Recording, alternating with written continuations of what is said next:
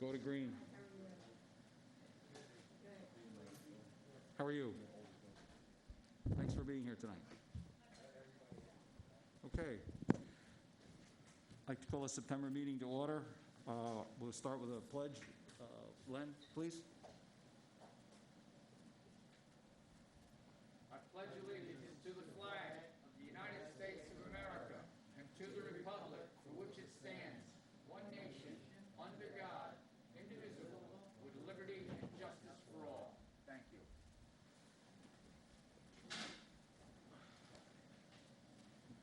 Wendy, would you read the proclamation for us, please? Proclamation. Benjamin Allen Bragg. Whereas Benjamin Allen Bragg, a lifelong resident of the town of Lloyd, was taken from our midst on September 13, 2021. Where Benjamin A. Bragg was born June 11, 1941, to Benjamin and Rosalie Bragg in Poughkeepsie, New York. And where Benny attended Highland High School and graduated in June of 1967. Whereas Benny married the love of his life, Kathleen "Cat" Ellis, on October 4th, 1970. Whereas Benny joined his family's business as an electrician at Bragg's Electrical Service, Inc., and whereas Benny was a boys' Little League coach and dedicated husband and father. And whereas Benny became a member of the Highland Fire Department in 1969 and swiftly became a driver, lieutenant, assistant chief, deputy chief, and finally chief in 1982.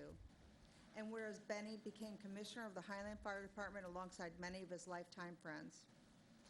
Whereas Benny loved to travel and was the biggest Disney fan, the glow that appeared on his face every time his family gathered at the Magic Kingdom will never be forgotten. And whereas Benny will deeply be missed by his loving wife, Kathleen, 2 sons, Benjamin, wife Heather, Michael, wife Nicole, 4 grandchildren, Ashley, Alex, Jordan, Alyssa, Mason, Mila, and his great-grandson, Hudson, and his siblings, Dennis, married to Patricia, and Patricia, married to Brad, and Robert Bragg, his brother. And whereas Benjamin Bragg will be deeply missed by his community, friends, and his fellow firefighters, now therefore be it resolved that this regular meeting of the Town of Lloyd Town Board be opened in memory of Benjamin A. Bragg.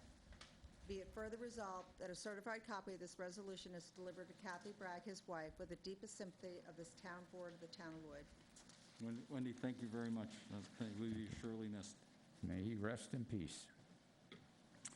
Before we get going this evening, we're going to have a presentation by Scenic Hudson. The floor is yours. Thank you very much. Good evening.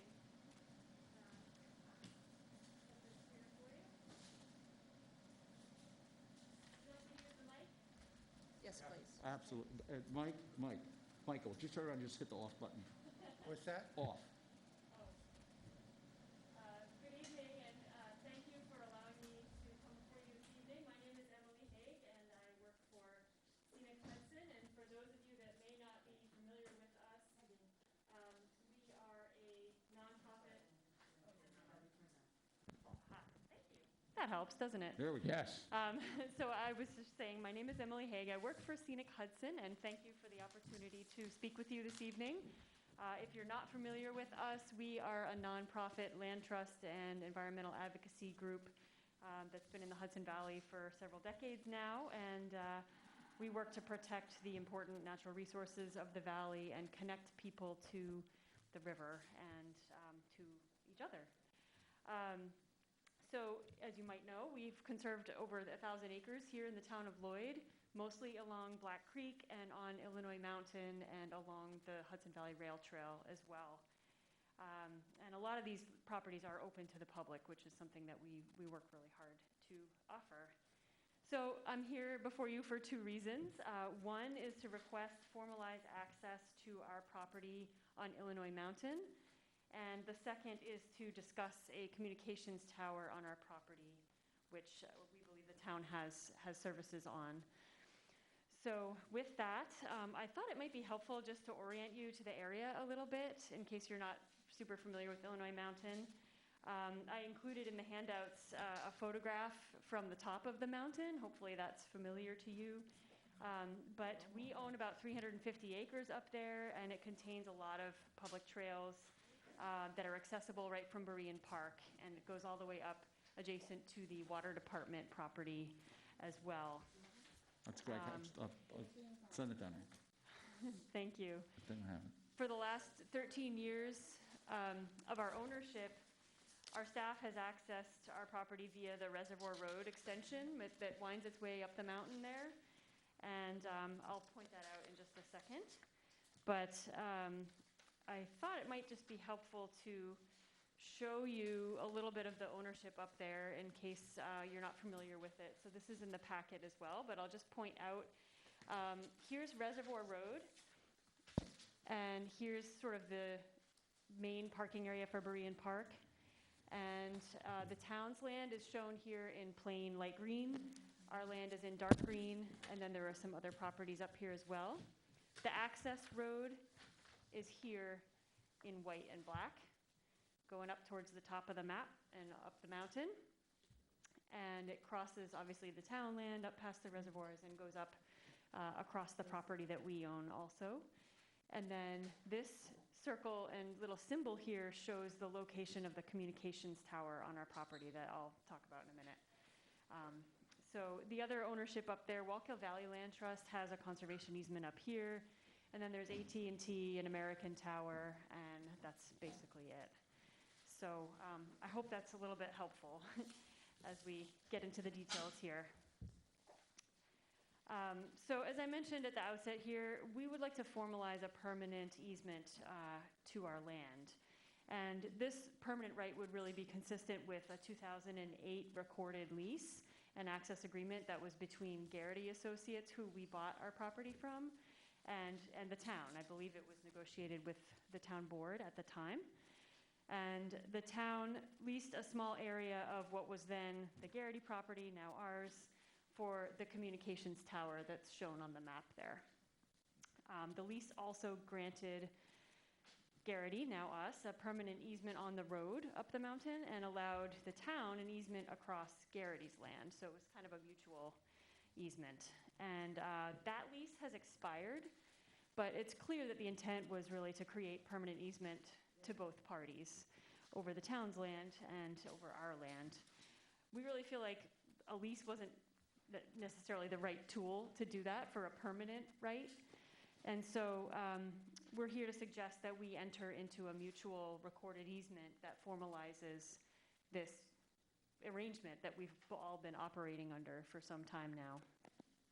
So our attorney has been in communication with the town's attorney, and we're happy to draft that for your review if you're amenable to that.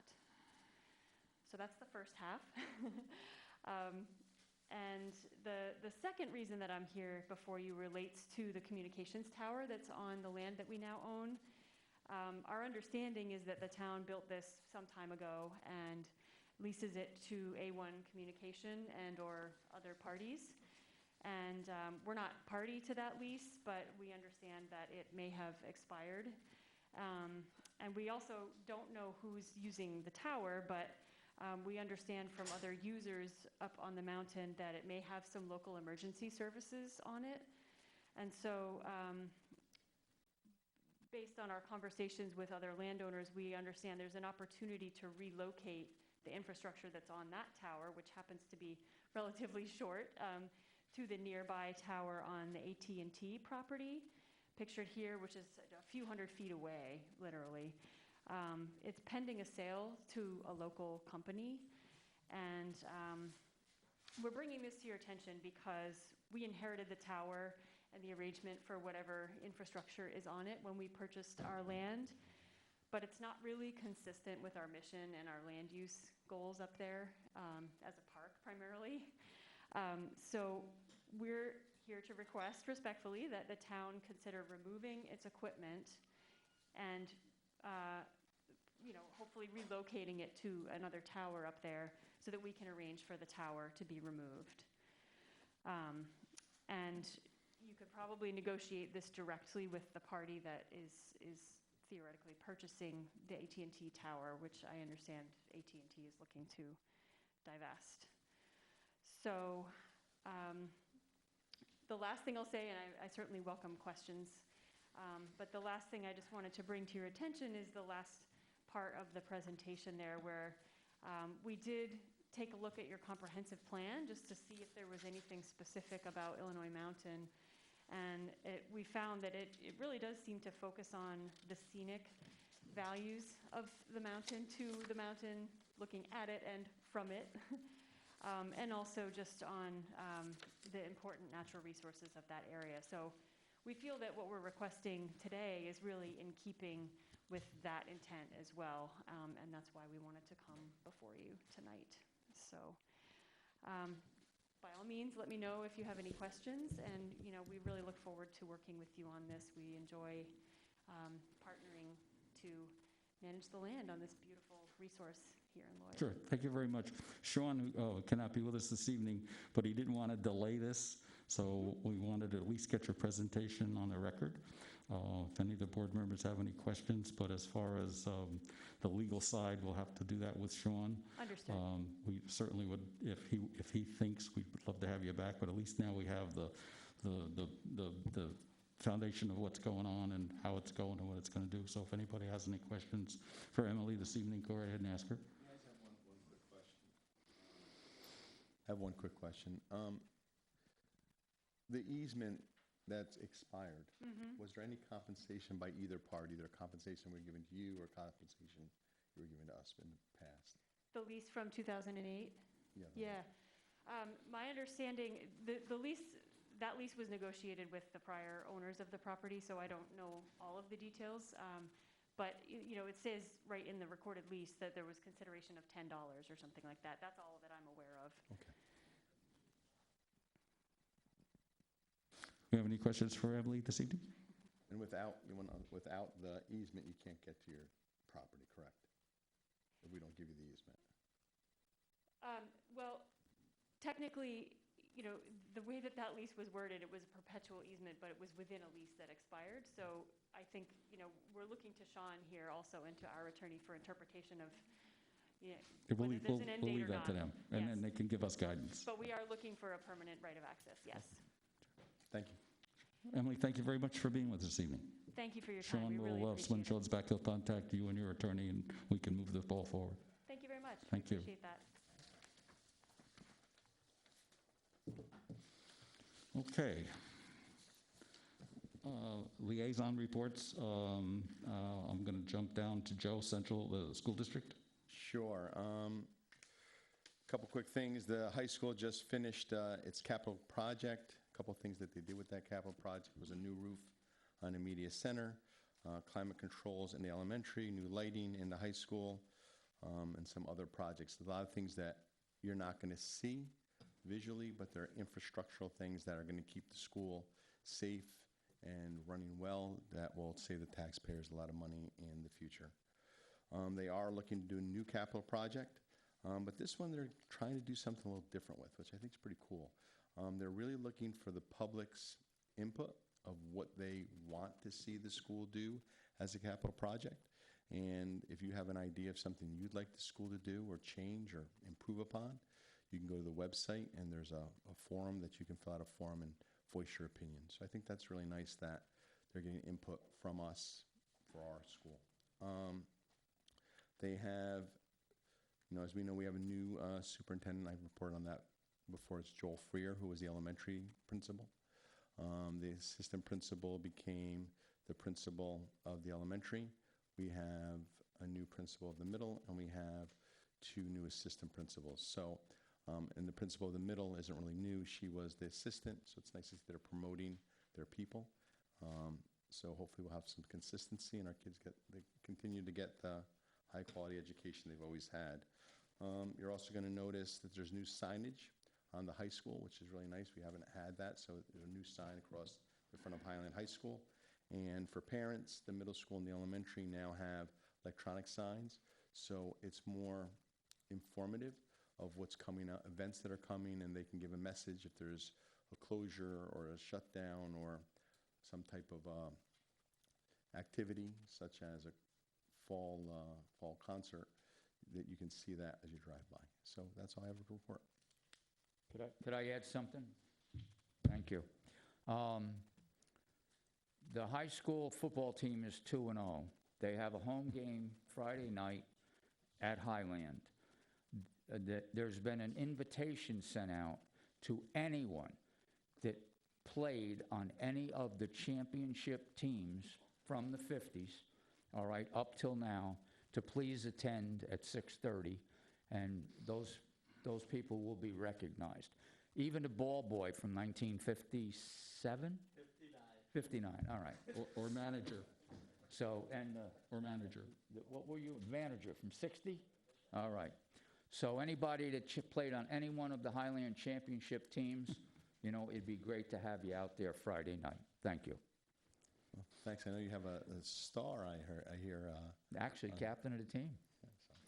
Well, congratulations. That's great news. Yes, it is. And a lot of people don't know, then we had a middle school football team at one time. They went undefeated.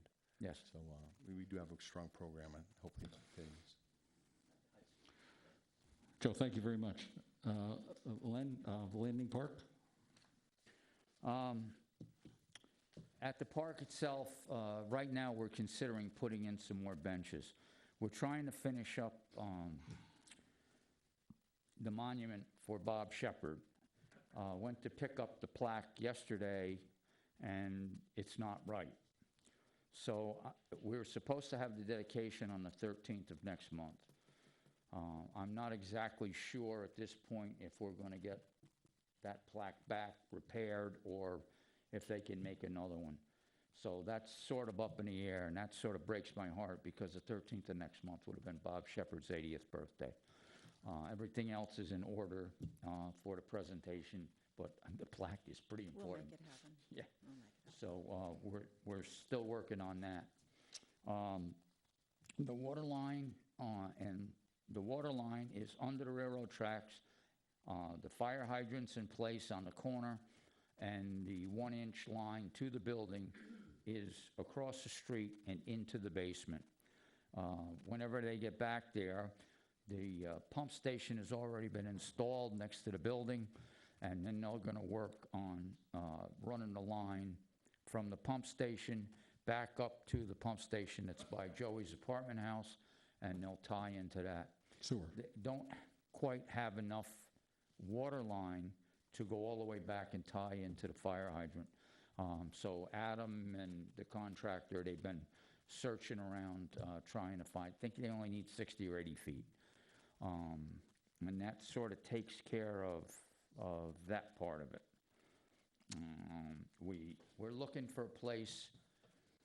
We're looking for a place to get everything that's inside the building down there that we can store it, because we've got to do quite a bit of work on the inside. But everything that's in there now has to come out, so we're in the process of looking for some place to store that stuff. That's kind of about it for the park itself. You want to just go right to lights? Pardon? I'll go right to lights. Go right to lights. Okay, we're in the lights. I'm Colin from the New York Power Authority. I'm dealing with him, and he's got some other guy that needs to be involved. We're trying to get a grant to replace the lights that are up at Bridgeview. There's 33 lights. We really don't even have an estimate to do it yet. But so he's working on that through the New York Power Authority.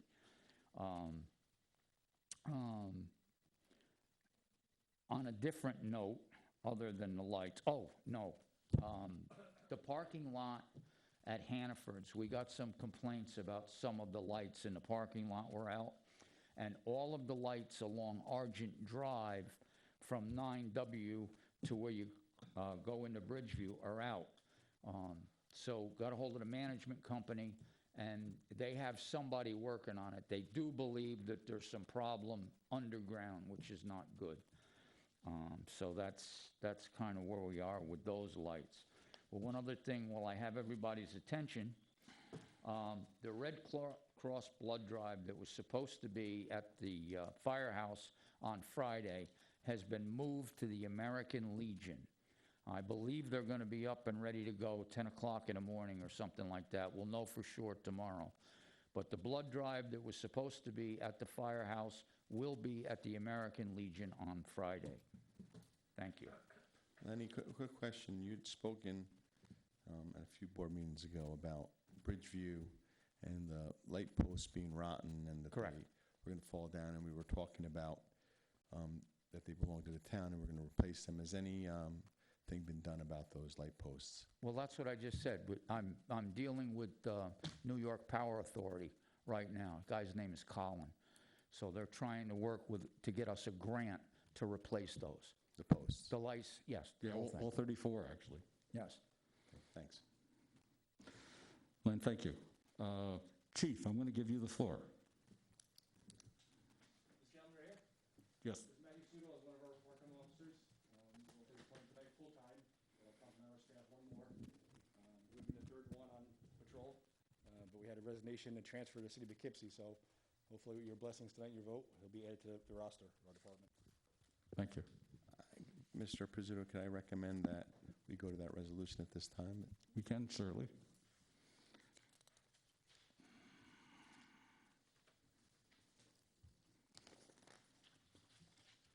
Let me find it, if I, E. pardon me? I think it's E. Wendy, would you read E, please? A resolution to hire Matthew Sudol as full-time police officer effective 9/15/21 at a salary of $45,238 per year at the recommendation of Chief James Janso. Do I have a Motion. motion from Joe, second? I'll second it. Second from Mike, all in favor? Aye. So carried. Congratulations. Congratulations. Thank you.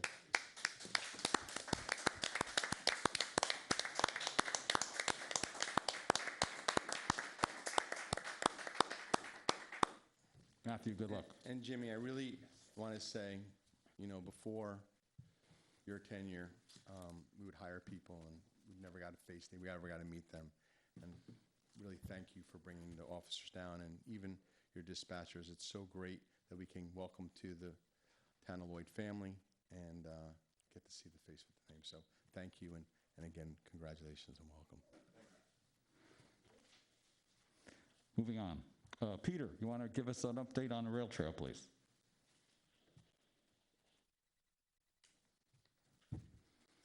So this past Sunday at 101 New Falls, we had a health and wellness fair there, a vendors there. It went fairly well. They didn't advertise a lot, but they had a good crowd. And coming October 2nd and 3rd is the second Oktoberfest, joint venture with the walkway on the rail trail and the parks, Saturday and Sunday, and quite a lot of vendors. And we're doing it still with the Board of Health and the COVID distancing with the different things. Give them a pitch for the new parking lot for this next 3 events. So the walkway got a grant to help improve their environment around the parks, which includes the Town of Lloyd parking lot. So we're working with them on that grant to get the 75 Haviland paved and some gardening and a few other things with that grant. Great. Any other questions for Peter? Yeah, Peter, thank you for all you do. You really do a great job, and you volunteer a lot of time, probably more time than anybody on this board, just for that project. So thank you for all you do. How are we making out with the parking meters? So the signs are up, the kiosk is in, but we're looking into the grant that we don't mess up the grant for 75 Haviland. Right. We might just do Haviland Road to start. Work with Wendy, we gotta get that information out to the residents. Them, they just have to register their license. I think our understanding of the grant is, Joe, that there might be a caveat where if we do the parking and the paid parking, the parking lots, it might trip something with the grant. The attorneys are looking at that, but in the meantime, they're going to open up Haviland Road to get that started. And then as soon as the grant is done, we can then do the parking lot. Great. And I just want to let you know, unfortunately, I have to bring this to your attention. I have received a couple complaints about electric bicycles on the rail trail. Some people are nervous about getting hurt, or somebody getting hurt from them. I'm recommending that maybe if Chief Janso is here, if the two of you can meet and try and come up with some type of plan. Thanks. I think also we could bring up maybe a safety flyer. For any well, there's a lot of people there usually they have outings and stuff. You make up a flyer, the safety facts, do's and don'ts. You got to educate them at least first to kind of give them the idea, what's going on. And we're on patrol there, so. So I haven't been just recently, but I've been on the rail trail with a golf cart, and I get a better reception than when I'm in the truck. So just doing sporadic up and down on the weekend or the weekday, just to show a presence there. And yeah, it's educating everybody, so people got to look back when they're walking. And I do want to say this, I'm on the rail trail quite a lot. My wife's on it even more than I am. But the police do patrol. I've many times seen them there patrolling it.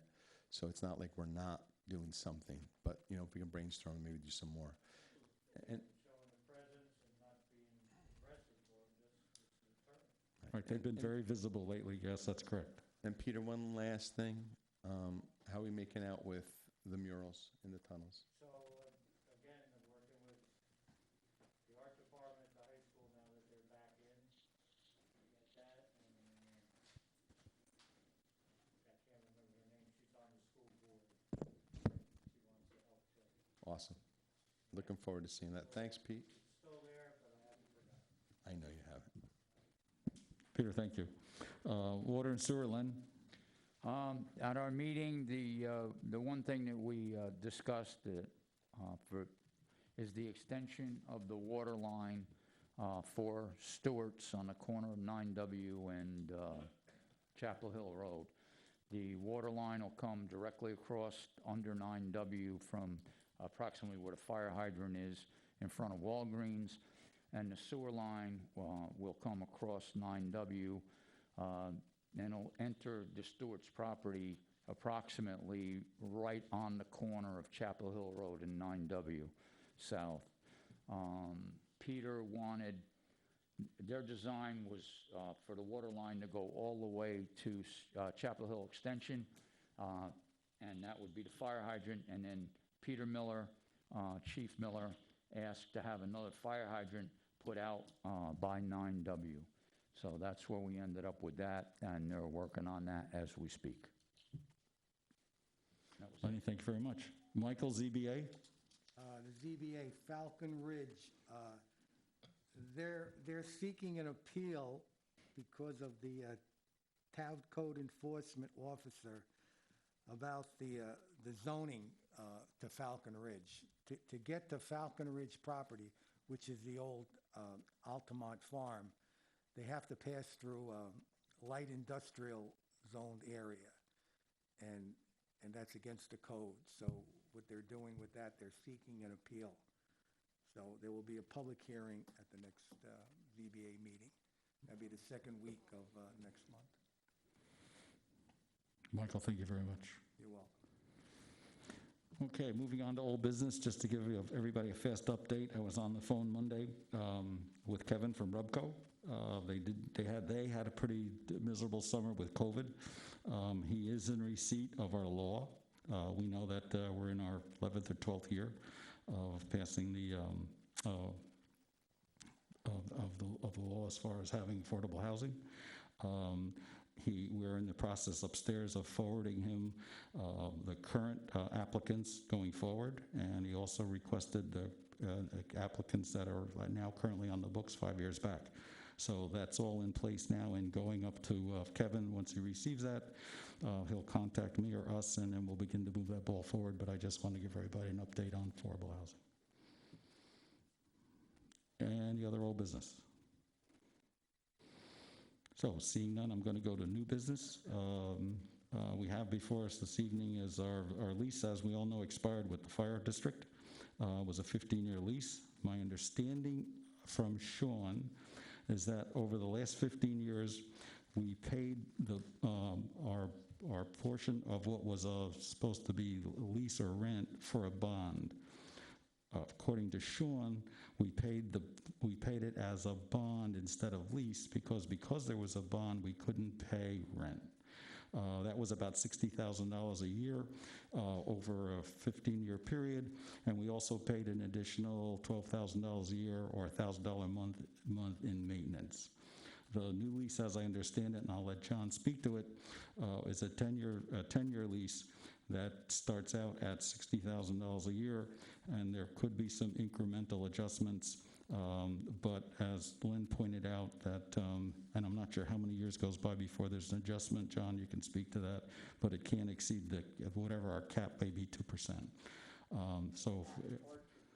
Correct. So if there's any questions, maybe with Elise, John's here to answer any questions we might have. Yeah, I have some questions. So, you know, the fire department has a budget, and that budget is put forth by the fire department and paid by the taxpayers. We have a budget, and our budget's voted on, and, you know, we vote on it, and we try to send it a 2% cap, and, you know, it's the taxpayers pay that budget, so they pay both budgets by paying taxes, one to the fire district, one to us. So theoretically, everything in the town's owned by the taxpayers. So I don't understand, when the taxpayers are paying for the budget, why would they have to pay taxes again to pay for rent on a building they already own? Because it's really the taxpayer's property. I do understand that, I heard that, well, going rate, but the fire department's not a business. And if they have to charge us something, charge us $1, because it's already what you can do. You can do anything you want. I'm making a comment, and then, you know, you can comment back. You need a But microphone. I think it's almost like double taxation. And I know that the fire department are volunteers, and they do a great job, and I appreciate that. But I don't think it's right to charge taxpayers twice, to make them pay a tax for the firehouse, which covers the lights, the electric. The firehouse doesn't pay taxes on the building. And then for the town to pay X amount of dollars, which 60,000 is a lot of money, to pay them rent. How is that rent offsetting your budget and saving the taxpayers money? How is that rent being shown in your budget? Because when I looked at your budget, I don't show the money even on their budget. When I look at the ambulance, which is another 12,000, I believe, that's another income. So on top of the 60, you're talking another 12,000 on that. How is this budgeted in your budget, and where is it shown this additional 70,000? How is it going to be used on top of the taxes you already raise?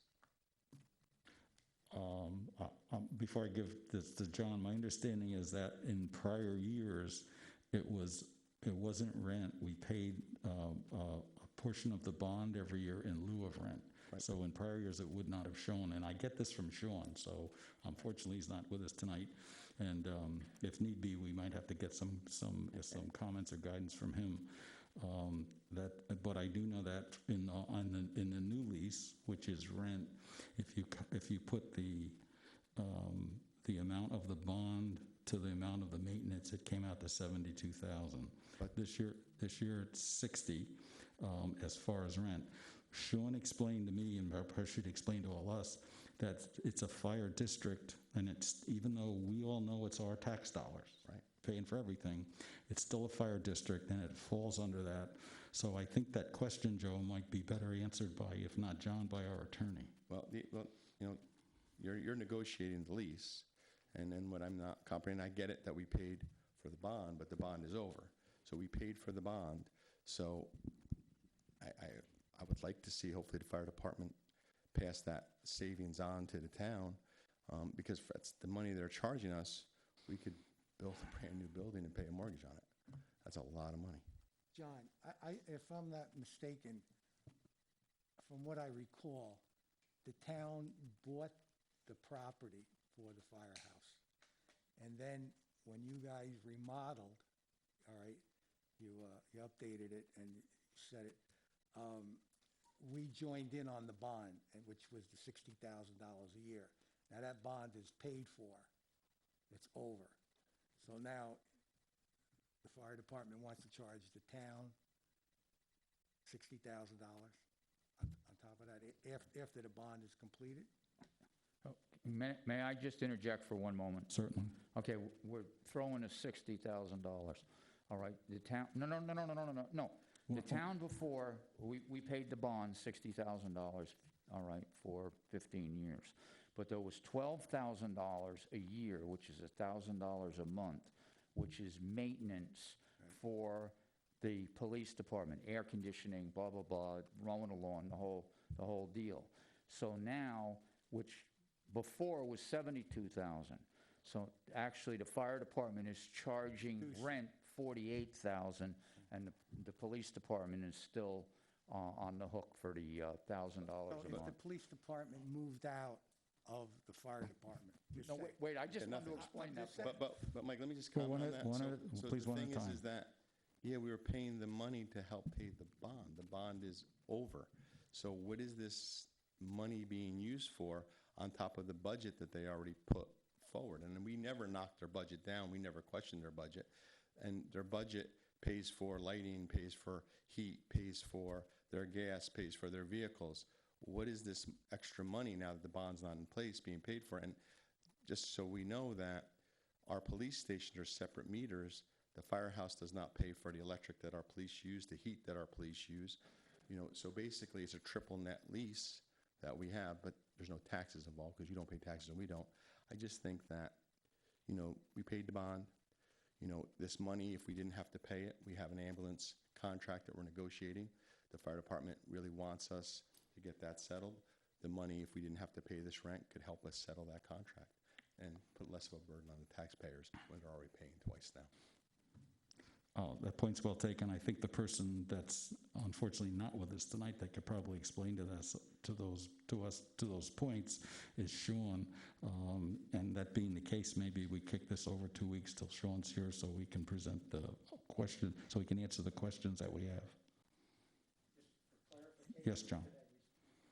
Yeah, Mike, when you say that the taxpayers bought the property for for the fire district, they didn't, it wasn't a police station at that point. There was a referendum and they purchased the old Grand Union property. And in the referendum, it was to convert it into a fire station. Had nothing to do with police department. That room, that section that the police department occupies was vacant for, I don't know, at least 5, 6, 7 years. So that had nothing to do with taxpayers approving to purchase a police station. So then we came, I think it was Ben Bragg actually came to the town and approached the town and said, we would like to have all emergency services on one site, which is a very, very smart thing to do, and most communities wish they had that. Where the $60,000 bond came in, it wasn't to help pay for the building. That space, it was just 4 walls, and it had to be converted into a police station with the offices, interrogation rooms, holding rooms, all that. That was what the bond was for. And as Fred pointed out, since the town did not own the building, the fire district had to take the bond because the town can't take a bond on something they don't own. So the agreement, that was in the lease was you would pay the bond, there would not be any rent. You would pay the bond, there would be a $12,000 a year maintenance fee. So that's how that came into place. Now the bond has been paid off, and the bond was for the renovation, not purchasing of the building. So let me just ask you a question. Since you're negotiating this lease, right? You're negotiating it. I'm one of the commissioners, So yes. what is, the money was used for the bond. We all get that. The money was used for the bond. I get it. I understand it. I would be for that. Right, The bond is since gone. You weren't charging us rent. right, You were just making us pay the bond that we used to make the police station. Makes sense. right. The bond is now gone, so what, now you want to charge us rent. What are you using that money for? What does the fire department need the $47,000 for every year? What are you using it for?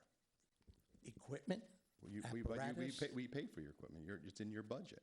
When you put your budget forward. No. the- It's a revenue, to the fire district, it's a revenue line.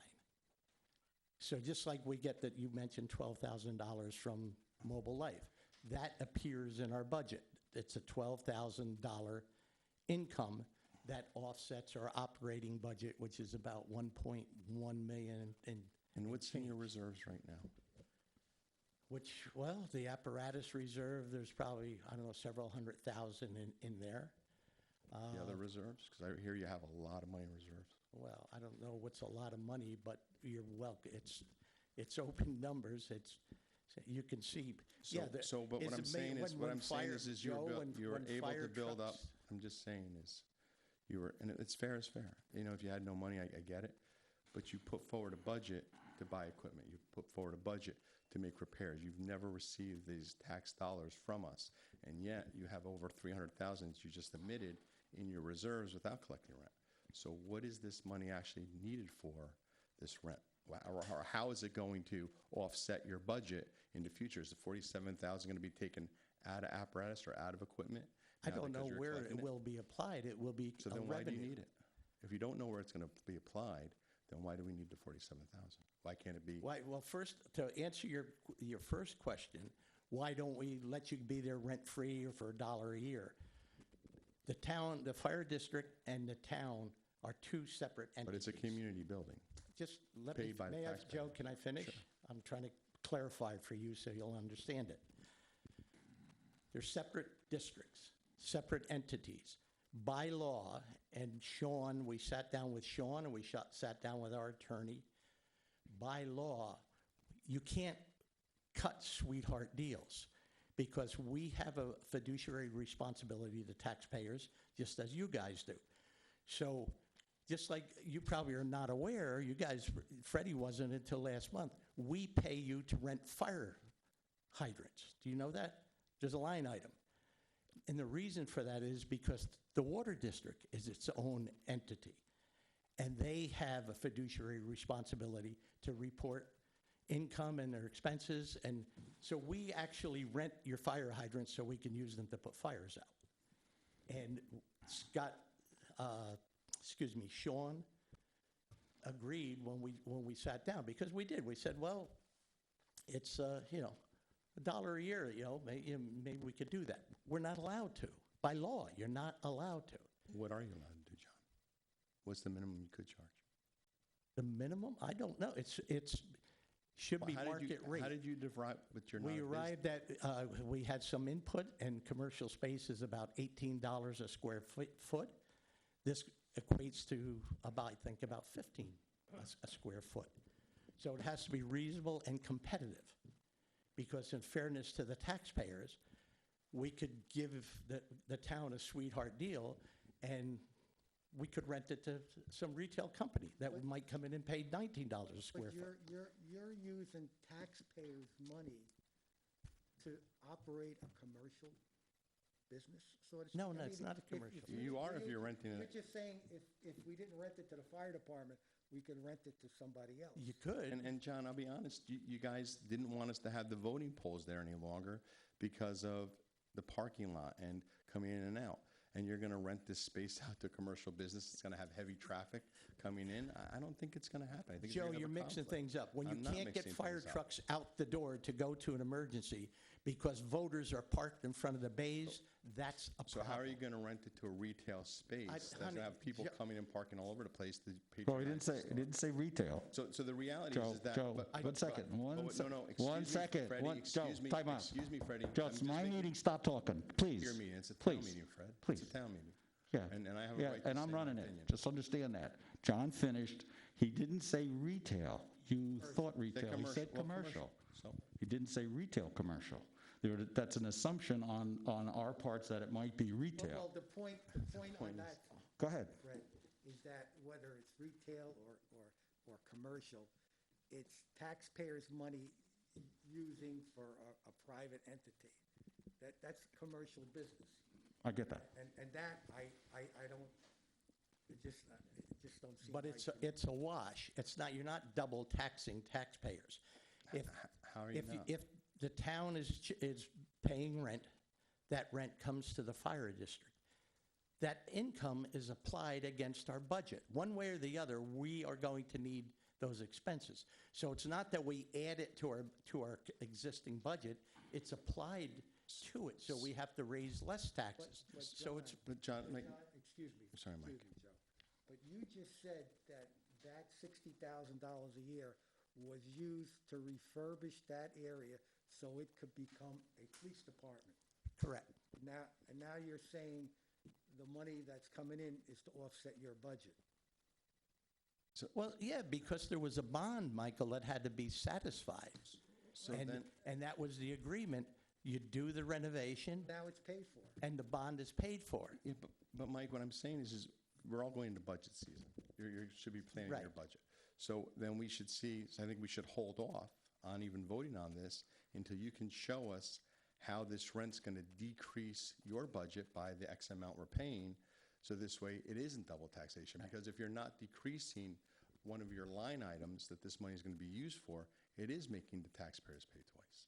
Because they're paying. It's they're- not, Mike. It Yeah, is. Joey, If it's you're not decreasing, your budget by $47,000, they're paying for everything now that you didn't receive any of the money for, that you were able to obtain a $300,000 reserve from. And now on top of that, you want to get Right. $47,000 and don't want to decrease your budget. So the budget, so the taxpayer's paying for us, the $47,000 they got to pay you in rent, and your budget that you never received any money, which is the same. So you have to offset it. You have to offset it, So yes. what's the- You but you don't- show it but- as a line item, but- as an income item, a revenue So I item. think you should, for me, as a board member, if you have to charge us something, I believe that I'd like to see, as you get closer to your budget, how you're going to use that money to offset a different item so it wasn't double taxation. Offset. And as a taxpayer, I feel that way. And it will be offset, again, it will be applied. We have a requirement, an expense requirement. And the monies are, the bulk of the money's raised through taxes. Now, if you have an income line, so you're right, it should be reduced. So it's not a double tax, it's just a wash. It's which district is billing for it. That's what it comes to. Okay. And your first comment, you said you haven't seen the 60,000 in our budget line item. It is in the line item. It is there. And for the past 15 years, it comes in and we write a check to the bond company and it goes out and it's zero, net zero. Okay. And it is in our budget if you look at it. I think in deference to the board, to try to go forward this, I think we need our town attorney for counsel. And for one, I would feel more comfortable having this discussion going forward with Sean here.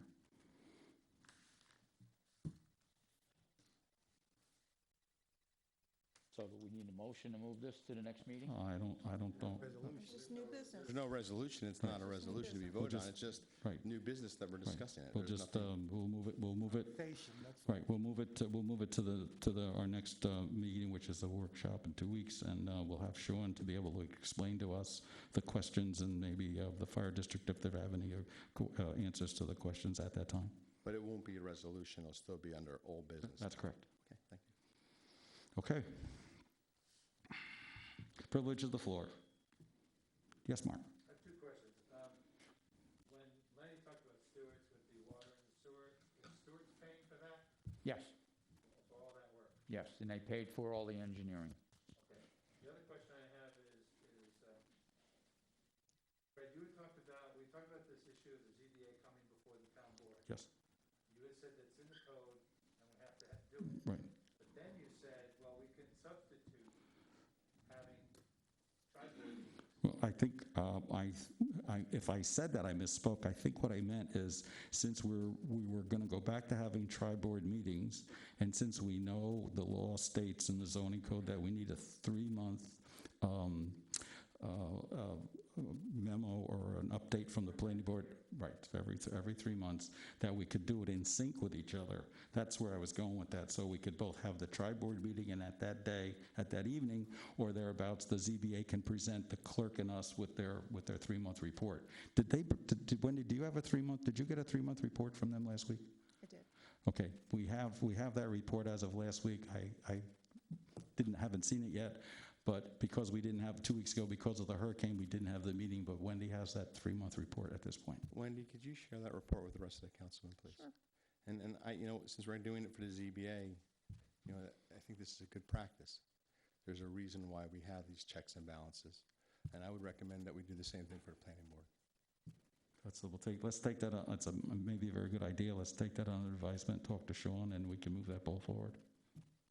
No, I'm not opposed to that. We do get monthly reports, so, But we should have the same, we should have uniformity in the department. So if the zoning board is presenting this report, this detailed report quarterly or 4 times a year, then the planning board would probably be good in suit to do the same. But it's a written report. It's a written report. Yeah. Okay.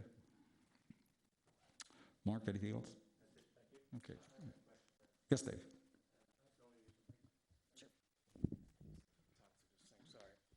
I've been reading all the updates that Mark provides on the Liebolt property and it spurred a thought in my mind. About 3 years ago, I think the town board repealed the adaptive reuse law. And I know it was rewritten. I think, Fred, you were on the planning board when we rewrote it. Has the board ever thought about reinstating that? And I know the problem with the law at the time was density, clearly was density. I think it was rewritten to solve some of that, maybe not totally, but as you ride around town and you look at these properties that were on that list, they're an eyesore. They're an absolute eyesore.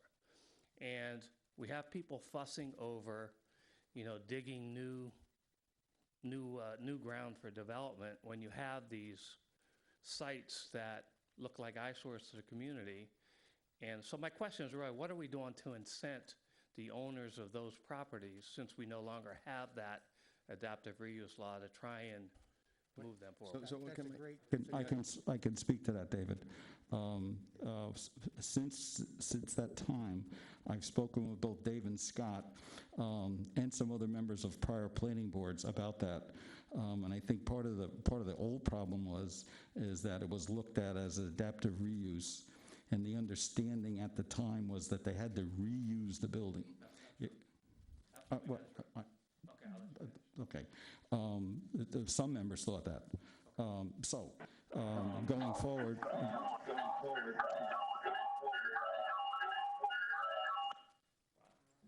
That must have been Stephen. So going forward, speaking with other members of the community in other towns, and I've spoken to them about bringing that back up and coming up with a new, what would be now called an adaptive reuse, repurpose piece of legislation, so that we could deal with those other properties. There's probably about a half a dozen of them. Yeah, there's probably about a dozen of them. There's 15 of them, to be exact. But I think there was, if you read the prior law, you never had to reuse any of the building. I think you and I knew that.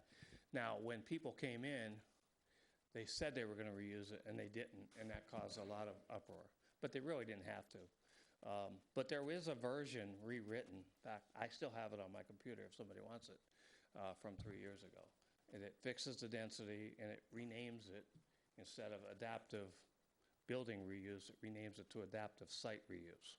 And Dave, I just want to say I agree with you. I mean, I'm concerned about the old Pratt's Lumberyard. I mean, it's falling down. It's, we were worried about a building around the corner with the wall falling down. Some of these buildings are becoming dangerous. So that is something we should look at. I was under the impression that when we did suspend it, that these builders could come to us with a proposal, and the town could give them a variance to build something different. I know that the gentleman that built the apartment complex Highbridge on top, he reached out to me because we're talking about a sidewalk that he was supposed to build, and he's supposedly, he called me, I haven't seen it, sent to our supervisor a plan that giving us $10,000 instead of building a sidewalk. I haven't seen that. Then there's another thing about, it's supposed to be separate, he said, about the easement, the walking path and across the bridge. But we do need to look at that. If we can't, as a board, push something forward and say, hey, we'll give you a variance, or will we support this? It's something we do need to look at. So I agree with you, and Okay, thanks for bringing and that I up. appreciate that. And if you want what I have written from 3 years ago, I will. I'd love to gladly see give it. to you. and I think we have to have consideration to the people that live in those areas. Because that adaptive reuse, there was anything could have been put in. I'll share that with Dave and Scott tomorrow. Thank you, Dave. Okay. Any other new business before the board this evening? I'm sorry, privilege, any other privilege of the floor? Seeing none, Wendy, would you start us off with our resolutions? Motion to approve the minutes of the August 4th Town Board Workshop Meeting, August 18th Regular Town Board Meeting, and the September 10th Special Board Meeting. I have a motion. Motion. Motion and a second. Mike, all in favor? Aye. Aye. So carried. B, Resolution to authorize the payment of vouchers as audited by the Audit Committee. have a motion. Motion. Motion second. Second. Motion and second. All in favor? Aye. So carried. C, Resolution to accept the resignation of full-time dispatcher Jaden Barnhart, effective September 7th, 2021, at the recommendation of Chief have a Jansen. motion. Motion. Motion second. Second, Michael, all in favor? Aye. So carried. D, Resolution to establish the following standard workdays for the titles listed below and report the officials to the New York State and local retirement system based on the records of their activities. is there a Motion. motion? Second, by Michael, all in favor? There's discussion. Yes. I just want to call note on the record on the submitted hours. I know for a fact that I submitted hours. I talked with some people, it's checked that they weren't submitted, they were submitted, they were misplaced somehow. I know that the email's going around, it's the same with all of the other board members that say they didn't submit it. So I just want to let you know, I resubmitted my hours this evening, but they were misplaced somehow. Joe, thank you very much. We have a motion and a second. All in favor? Aye. Aye. Oh, so carried. F. F, thank you, Lynn. Resolution to accept the resignation of part-time dispatcher Michael Gennaro, effective 8/30/2021. Is there a motion? Motion. Motion and second. Second. All in favor? Aye. So carried. G, Motion to accept the resignation of Marissa McClinton from the Ethics Committee. Motion. motion and second. Second. Motion and second. All in favor? Aye. So carried. H, Resolution to amend the working hours of the Town of Lloyd Highway Department from the current summer hours of 6 a.m. to 2:30 p.m. to the regular hours of 7 a.m. to 3:30 p.m. effective 9/6/21 at the recommendation of Highway Superintendent Rich Klotz. the motion. Motion and second. Second. So the second motion and second. All in favor? Aye. So carried. I, Resolution effective 10/4/21 to hire Keith Wildrick as MEO at the rate of $20.83 per hour pending physical screening results, which is budget supported at the recommendation of Rich Klotz, Highway Superintendent. is there a motion? Motion. Motion and second. Motion and second. All in favor? Aye. So carried. K, I'm sorry, J. Resolution effective 10/4/21 to hire Baron D. Rockwell as MEO at the rate of $20.83 per hour pending physical with screening results, which is budget supported at the recommendation of Rich Klotz, Highway Is Superintendent. there a motion? Motion. Motion second. Second. Motion and second. All in favor? Aye. So carried. K, Resolution to approve the following budget amendment, police for insurance recovery. is there a motion? Motion, is there a second? Second. Motion and second. All in favor? Aye. So Aye. carried. L, And resolution to approve the following budget amendment for 2021 CHIPS projects. motion. Is there a motion? Motion and second.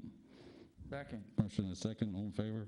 Aye. So carried. M, Resolution to approve the following budget amendment for street signs. is there a motion? Motion. Motion and a second. Second it. Michael, all in favor? Aye. So carried. N, And motion to set a public hearing for the MRTA, the Marijuana Regulation and Taxation Act, to opt in or opt out as to whether the town of Lloyd would like to allow cannabis retail dispensaries and/or on-site consumption lounges within the town of Lloyd. is there a motion? Motion. Is there a second?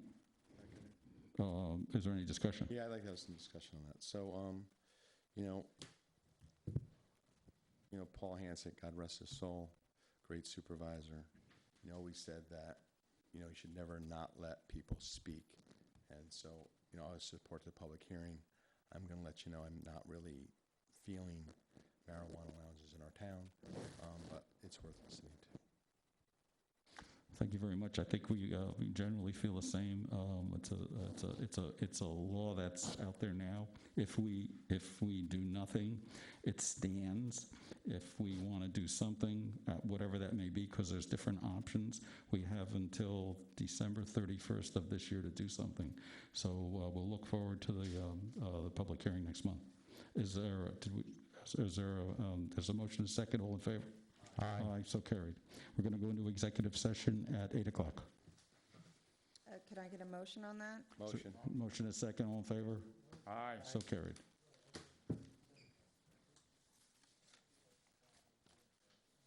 And what's the topic? This is contracts. Contract? Yeah, PBA. Margaret, is this shut off? Please shut off your microphones.